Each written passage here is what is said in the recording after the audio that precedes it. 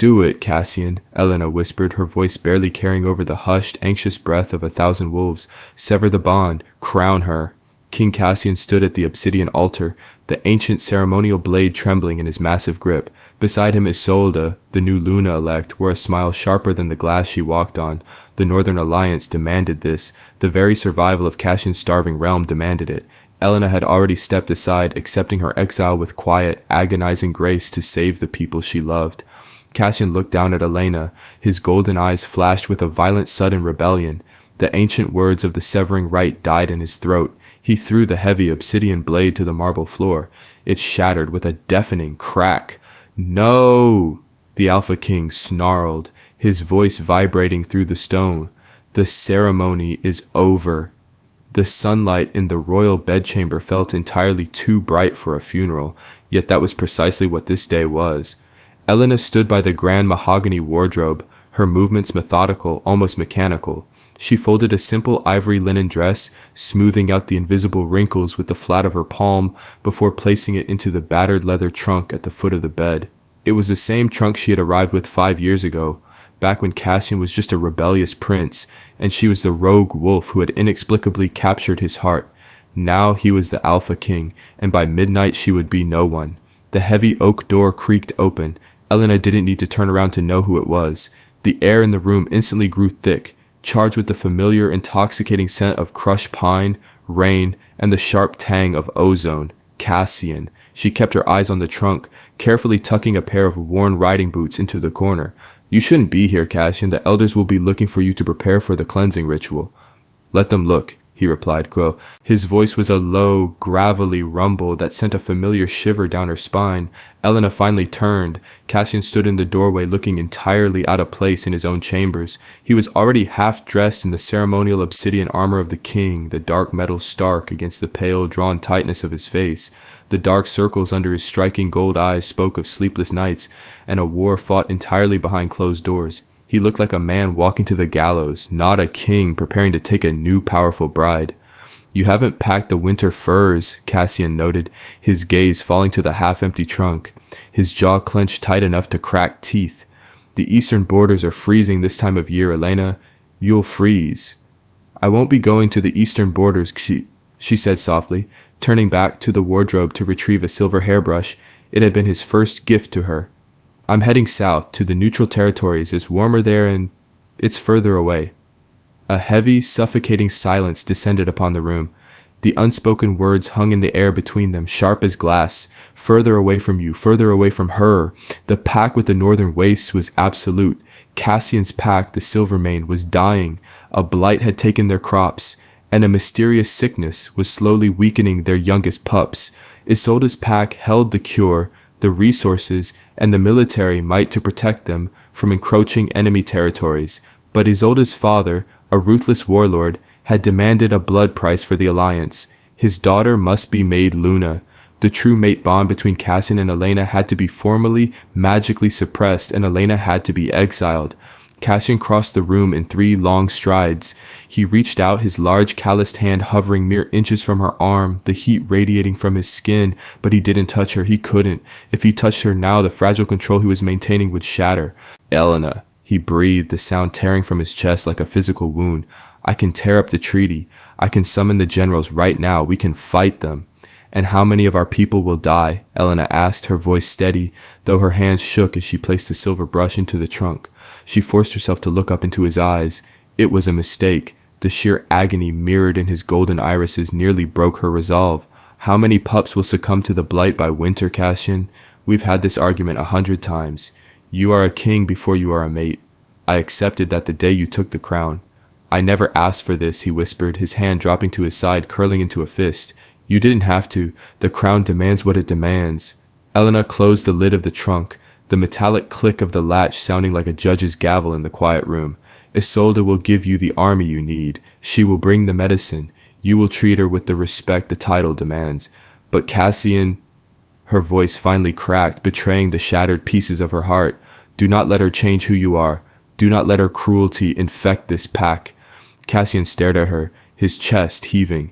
He looked like a wild animal trapped in a steel cage, tearing at the bars of his own duty. For a moment, the primal, possessive roar of the alpha threatened to consume him. He stepped closer, his scent wrapping around her, suffocating and beautiful. "Tonight when the sun sets," Cassian said, his voice dropping to a dangerous, desperate whisper, "when I hold that blade, if you give me one sign, just one look, Elena, I will burn this entire alliance to the ground." Elena stepped back, forcing a coldness into her eyes that she did not feel. "Then it is a good thing I will be looking away, my king."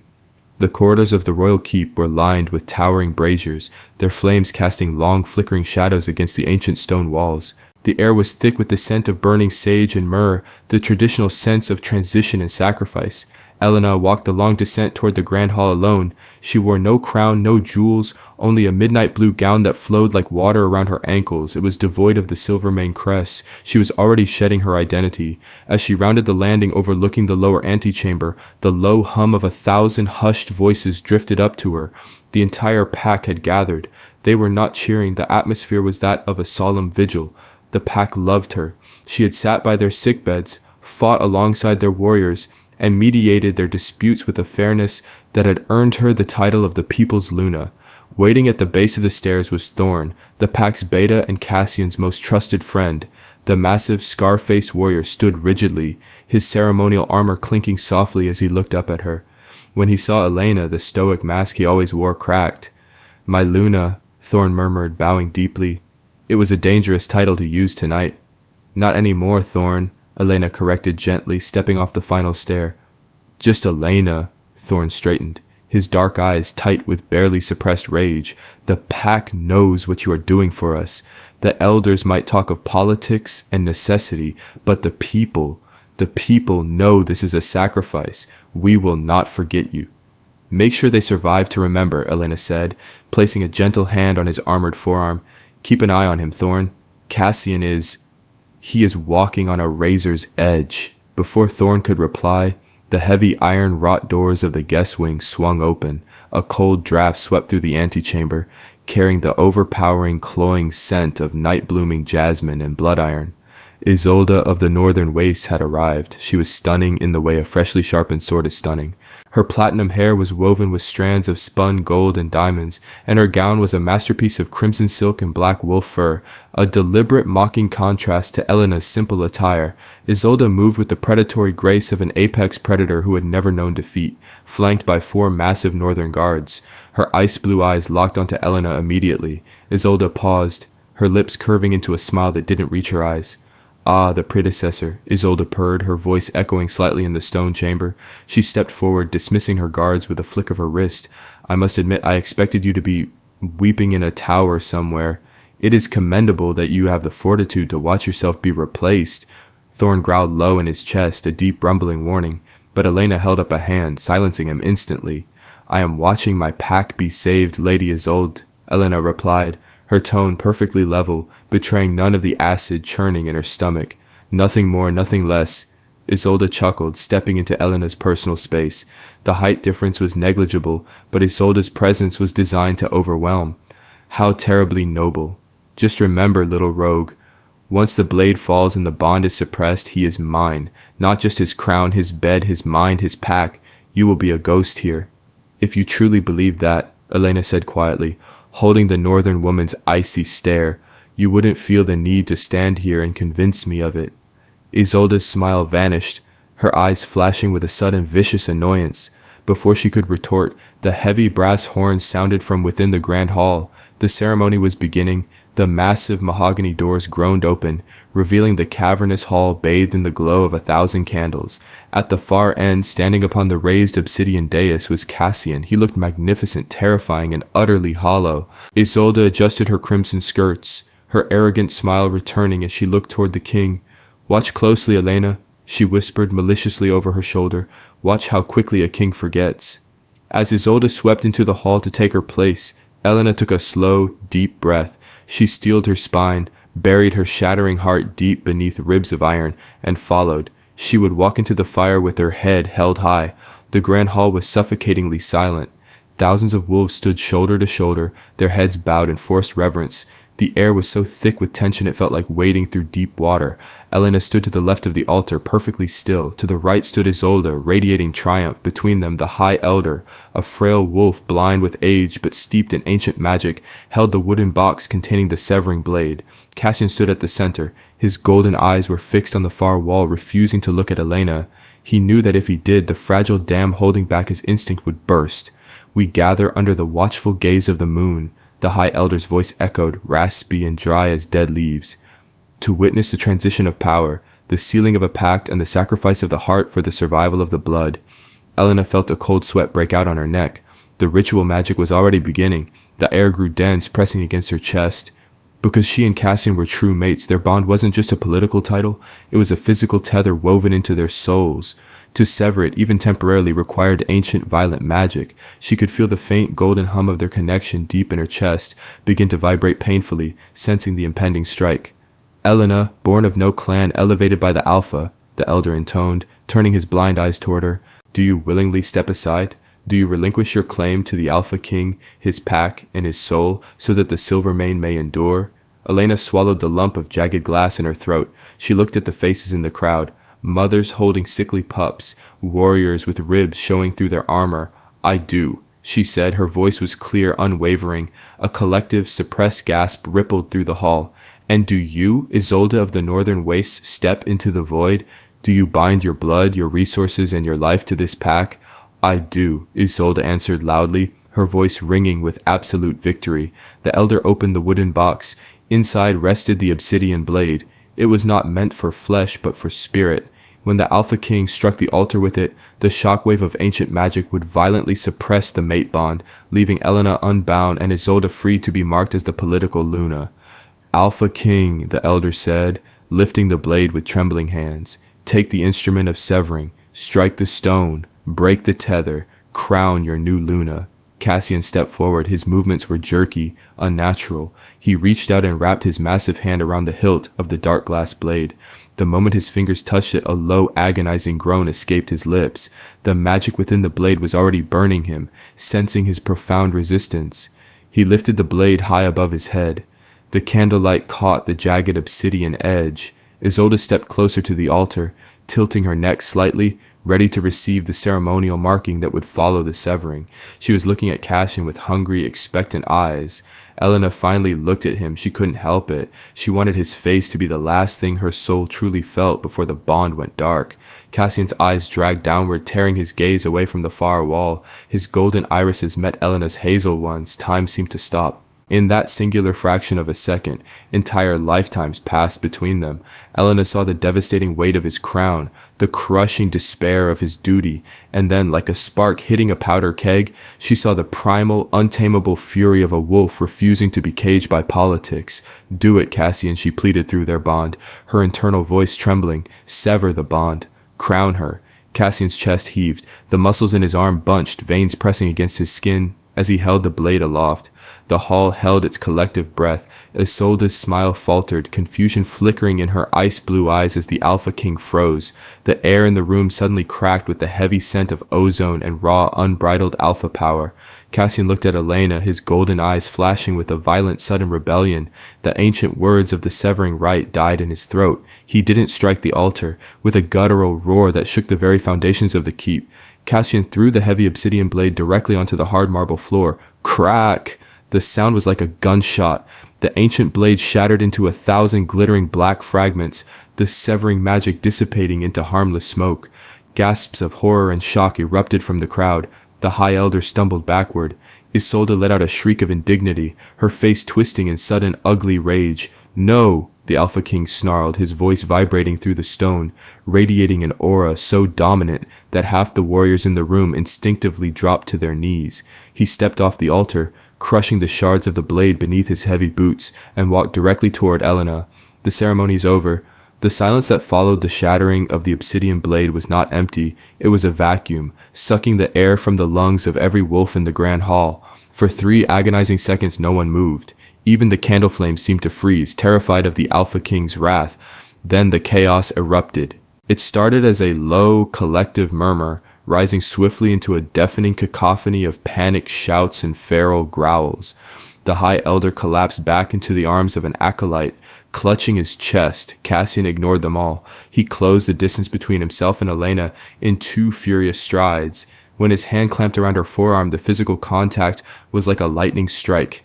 The mate bond, which had been agonizingly vibrating under the threat of the severing magic, roared back to life with a force that made Elena's knees buckle. A wave of golden heat washed over her skin, instantly chasing away the icy dread that had consumed her. "Cassian, what have you done?" Elena gasped, her voice trembling. She tried to pull her arm back, hyper-aware of the thousands of eyes locked onto them. "The treaty." "To hell with the treaty," he growled, pulling her flush against his armored chest. His scent, pine, rain, and raw, violent protective instinct, wrapped around her like a physical shield. "How dare you!" The scream sliced through the uproar. Isolde stalked down from the altar, her crimson silk gown dragging over the shattered remnants of the severing blade. Her previously composed, arrogant mask was gone, replaced by a twisted visage of absolute humiliation. Her ice-blue eyes were wide, the pupils blown black with the urge to shift. "You humiliate me before my people? Before your own pathetic, starving pack?" Isolde sneered, her hands curling into claws. Her northern guards immediately pushed through the crowd, drawing heavy iron broadswords. The Silvermane warriors loyal to Cassian instantly mirrored the action. The metallic shing of 100 blades leaving their scabbards echoed off the vaulted ceiling. "I humiliate no one but myself, Lady Isolde," Cassian stated, his voice a lethal, low rumble that vibrated in Elena's chest. He didn't let go of her, but he turned his body to place himself entirely between Elena and the Northern Princess. The bond refused the blade. "I am the Alpha, and my wolf will not accept a political lie." "Your wolf is a fool, and your kingdom is a graveyard," a booming voice thundered from the rear of the hall. The crowd parted like water.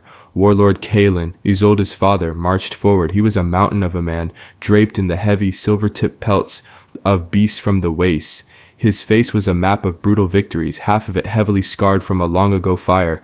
Kalen stopped 10 paces away, looking at the shattered obsidian on the floor, then up to Cassian. "We brought you salvation, boy. Medicine for your dying pups, grain for your empty silos. We asked only for the respect of our bloodline joining yours." He pointed a thick, heavily ringed finger at Elena. "You throw away your people's survival for a rogue stray? Watch your tongue, warlord," Thorn warned, stepping up to Cassian's right flank, his hand resting casually but purposefully on the hilt of his weapon.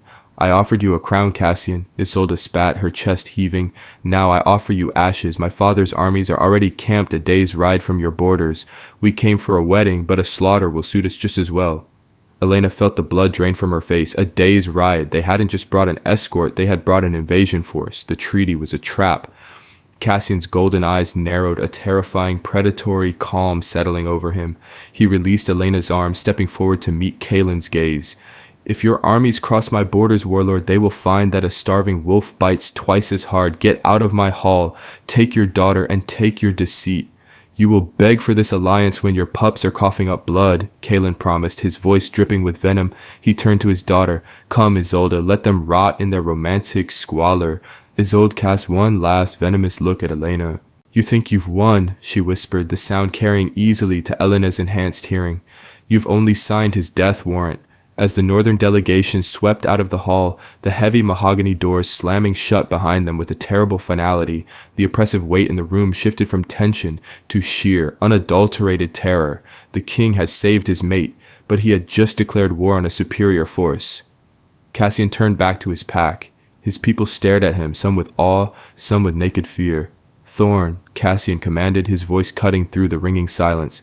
"Lock down the keep. Send riders to the southern watchtowers. I want every able-bodied wolf armed by dawn."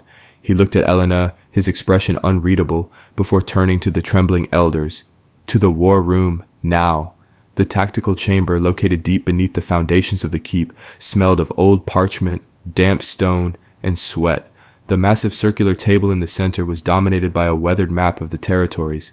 Wooden markers representing the Northern Wast's forces were already being pushed dangerously close to the Silvermane borders by a grim-faced scout. Elena stood by the hearth, the fire casting long, dancing shadows across her face. She felt like an intruder, yet Cassian had explicitly ordered her presence. The elders paced the room like caged birds, their voices rising in a discordant chorus of panic. Madness, complete Madness. Elder Valerius, a gray-muzzled wolf with a deep prejudice against outsiders, struck his cane against the stone floor. You have doomed us, Cassian. We cannot fight them. Half our warriors are weak from rationing, and the blight is exactly why I shattered the blade, Cassian interrupted, his voice a sharp crack of a whip that instantly silenced the room. He leaned over the table, his broad shoulders casting a shadow over the map. He reached into a leather pouch at his belt and tossed a small glass vial onto the parchment. It rolled, coming to a stop near the border of the northern wastes. Inside the vial was a thick, sickly purple liquid. Elena stared at it, a cold prickle of realization creeping up her spine. She recognized that color. It was the same unnatural hue found at the roots of their dying crops, the same stain left on the lips of the sickened pups. My scouts intercepted a northern courier 3 days ago, Cassian said, his eyes scanning the faces of his council. He was carrying correspondence from Warlord Kalen to his infiltrators within our borders. The blight is not a natural sickness, it is an alchemical poison. A collective gasp echoed in the stone chamber. Thorn stepped forward, his scarred face twisting in disgust. They poisoned our land to force our hand. Precisely, Cassian said grimly. They choked us slowly, creating the very crisis they then offered to solve. The medicine Isolde brought is simply the antidote. They intended to make her Luna, place northern loyalists in my inner circle, and absorb our territory from the inside out. Elena felt a wave of nausea. The sheer cruelty of it was staggering. They let children die, she whispered, her voice barely audible over the crackle of the hearth, to steal a throne. Cassian looked at her, his golden eyes softening for a fraction of a second before returning to hard steel.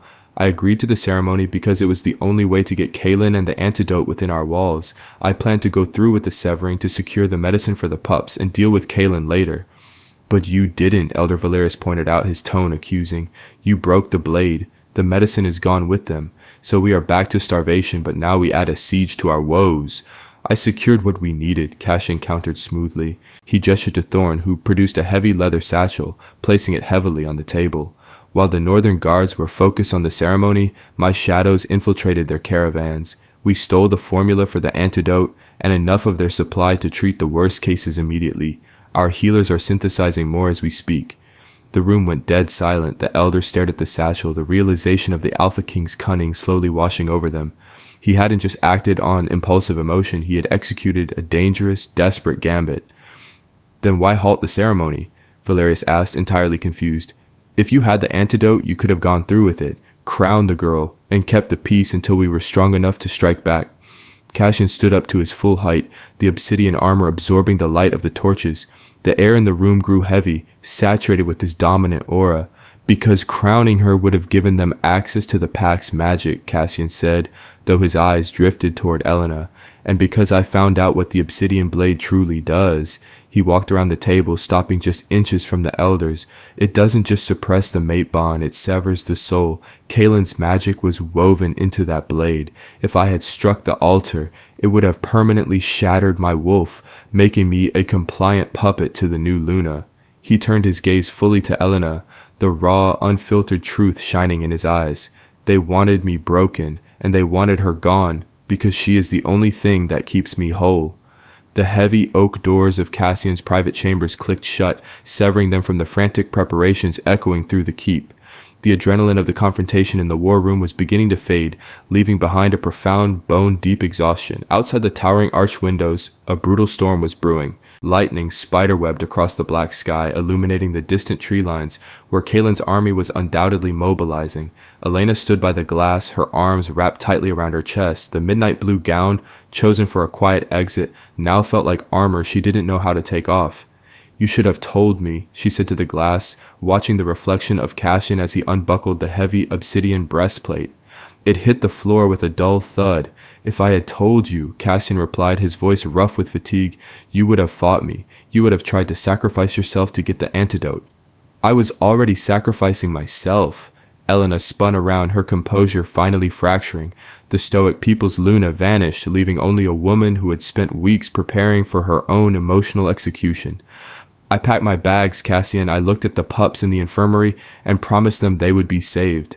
I stood in that hall and let that monster mock me because I thought you had no other choice, because I believed I was the price for your crown. Cassian crossed the room, moving with the terrifying silent speed of an apex predator. He didn't stop until he was standing directly in front of her.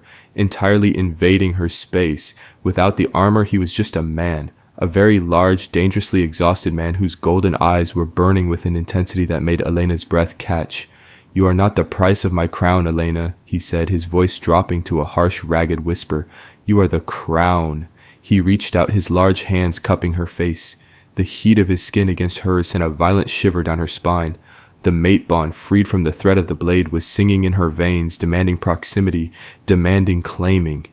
"Do you know what it took to stand on that altar?" he asked, his thumbs gently wiping away a tear she hadn't realized had fallen.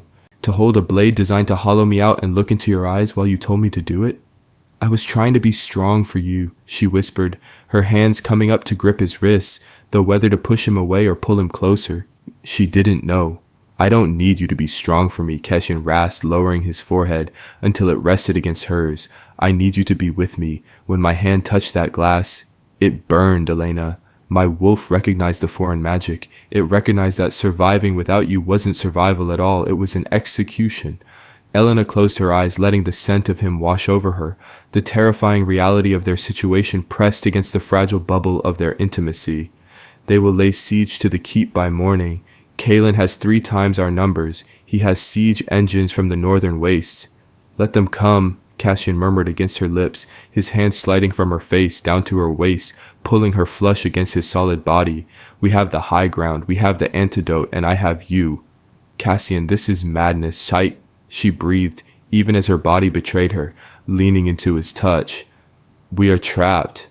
"Then we will fight from the cage," he replied, his golden eyes flashing open, fierce and unyielding.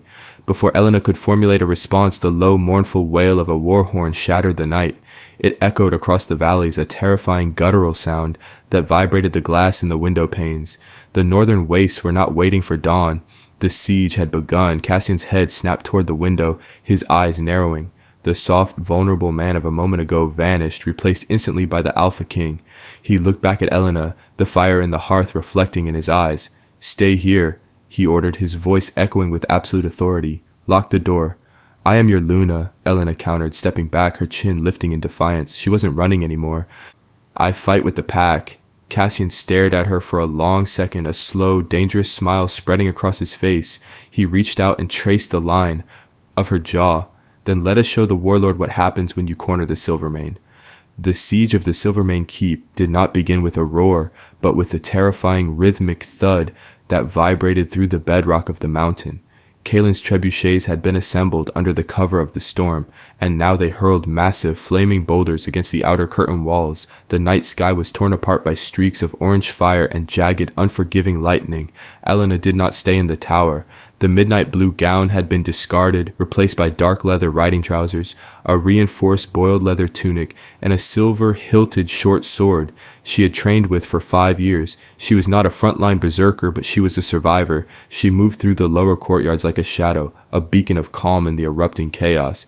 "Get the youngest pups down to the crypts," Elena shouted over the deafening crack of a boulder shattering the southern parapet. She grabbed a panicked sentry by the shoulders, grounding him with a firm shake. "The crypts have reinforced ceilings. Move!"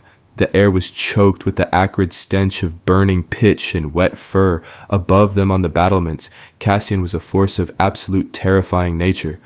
Even from the courtyard, Elena could see him. He had not fully shifted, maintaining his bipedal form to wield the massive broadsword of his ancestors, but his eyes glowed with the unnatural blinding gold of his alpha wolf. Every swing of his blade sent northern invaders, who had managed to scale the ladders, plummeting back into the muddy abyss below. His roar rallied his warriors, a sonic wave of dominance that pushed back the despair threatening to consume the starving pack. Luna, a healer, her apron smeared with blood, ran toward Elena, clutching a wooden crate. "The synthesized antidote. We've managed to brew 3 dozen vials. It's not enough for the whole pack, but it will save the most critical." "Distribute it immediately," Elena ordered, her voice cutting clearly through the din of battle. "Start with the warriors holding the main gate. If they fall, Kalen's army floods the courtyard and the antidote won't matter." Suddenly the ground heaved beneath their feet. A deafening groan of splintering iron and shattering ancient oak echoed through the keep. The main gates, which had held for 3 centuries, bowed inward under the relentless assault of a steel-tipped battering ram. "They're breaking through," Thorn yelled, his voice ragged. He was covered in mud and northern blood, organizing a shield wall just inside the courtyard. "Hold the line, for the king, for the Silvermane." The heavy iron hinges screamed, and then the gates exploded inward. A tide of northern warriors poured into the courtyard, clad in heavy furs and wielding brutal, jagged axes. The clash of iron on iron was deafening. The Silvermane warriors, weakened by weeks of Kaelin's alchemical famine, fought with the desperate feral ferocity of wolves defending their dens. Elena drew her short sword, her heart hammering a frantic rhythm against her ribs. She didn't charge the front line, that would be suicide, but she positioned herself at the choke point leading to the infirmary and the crypts. She was the last line of defense for the vulnerable. A northern raider, his face painted with ash, broke through the shield wall and charged toward the infirmary doors. Elena didn't hesitate. She stepped into his path, dropping low to avoid his wildly swinging axe, and drove the hilt of her sword into his knee. As he buckled, she struck him across the temple with the flat of her blade, dropping him to the cobblestones. She stood over him, her chest heaving, the rain plastering her dark hair to her face. She looked up toward the battlements. Cassian had seen the breach. He vaulted over the stone railing, dropping 20 feet into the center of the northern swarm.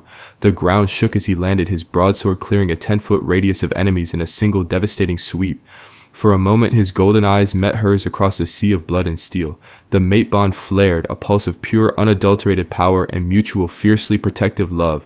Hold them, his gaze seemed to say. I will, she promised silently, but as Elena turned back to secure the infirmary doors, a chillingly familiar scent cut through the smell of blood and rain, night-blooming jasmine and blood iron. She spun around, raising her blade, just as a figure stepped out from the shadows of the colonnade.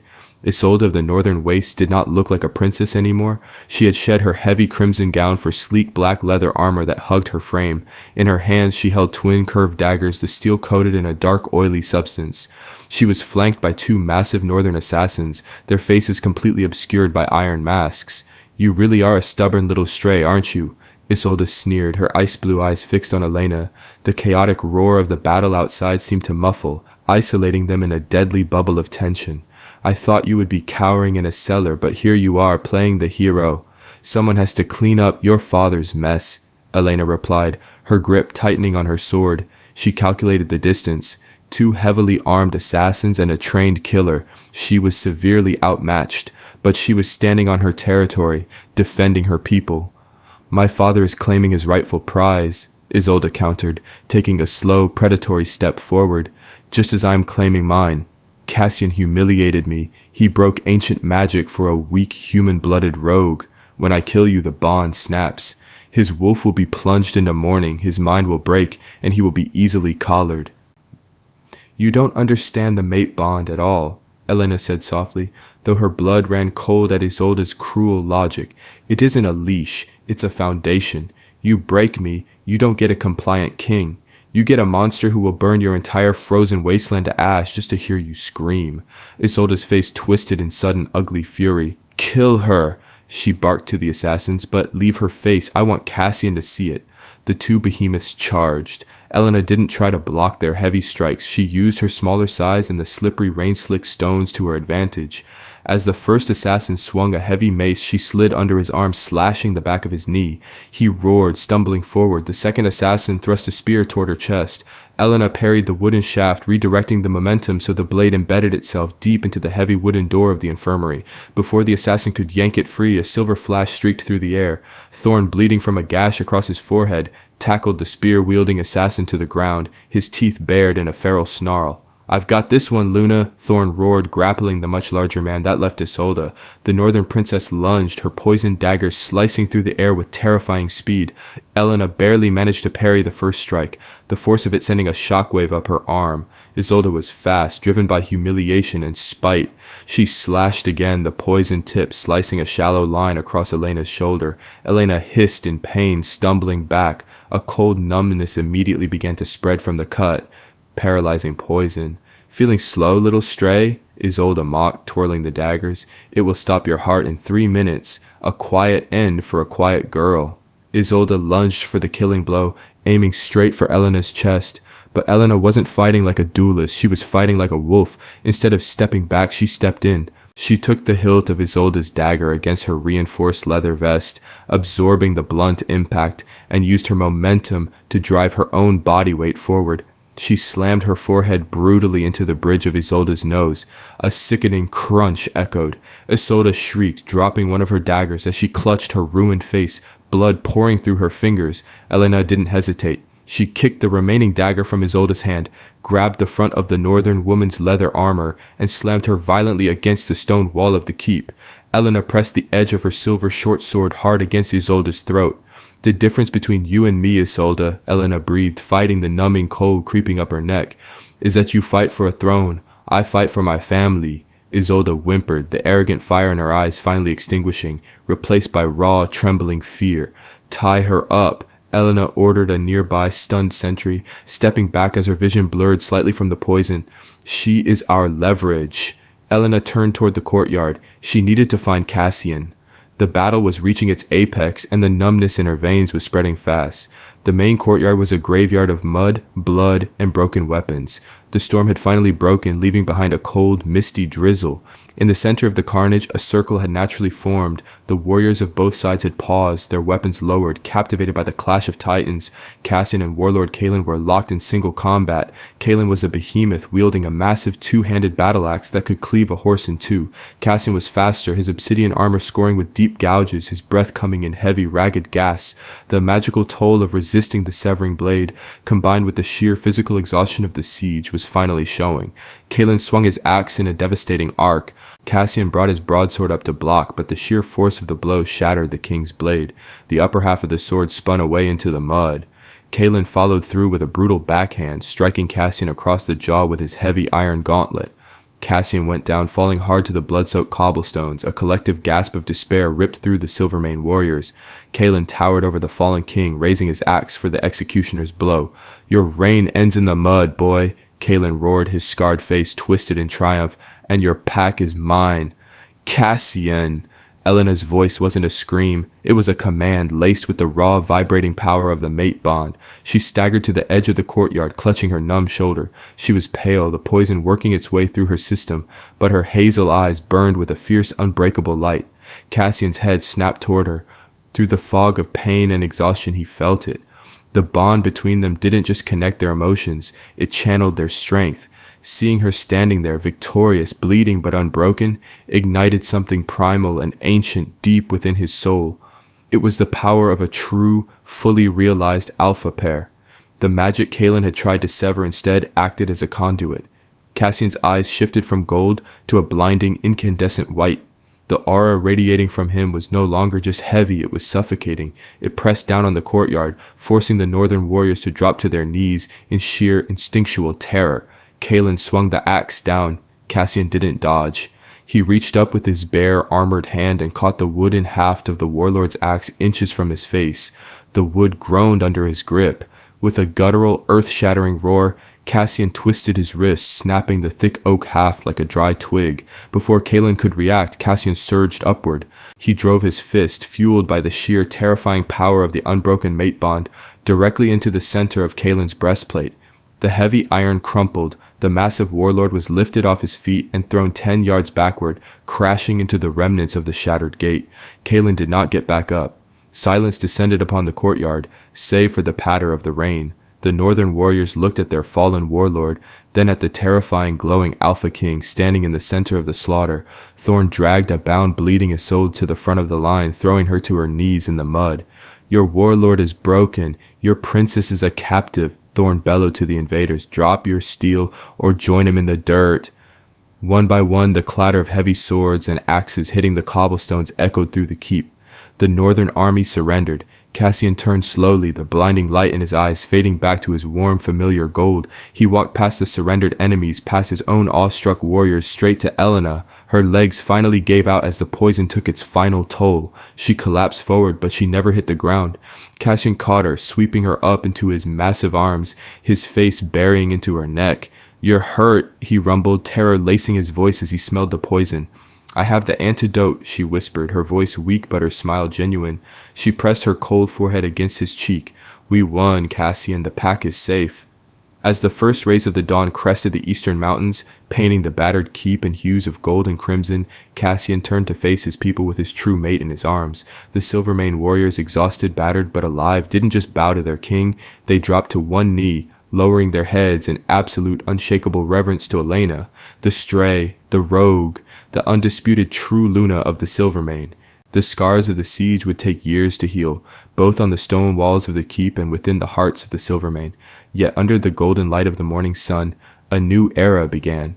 The poison was purged from their lands, the northern threat neutralized, and the pack's faith was absolute. Cassian had risked everything to choose love over duty, only to prove that true devotion was the greatest strength a leader could possess. Elena, who had prepared to step aside in silence, had instead stood firm, proving that a crown does not make a Luna, her heart does. If you felt the tension, the heartache, and the ultimate triumph of Elena and Cassian's fight for their bond, please leave a like. Share this cinematic story with fellow fantasy romance lovers, and don't forget to subscribe for more dramatic, high-stakes tales of love, loyalty, and betrayal. What would you have done in Elena's shoes? Let me know in the comments.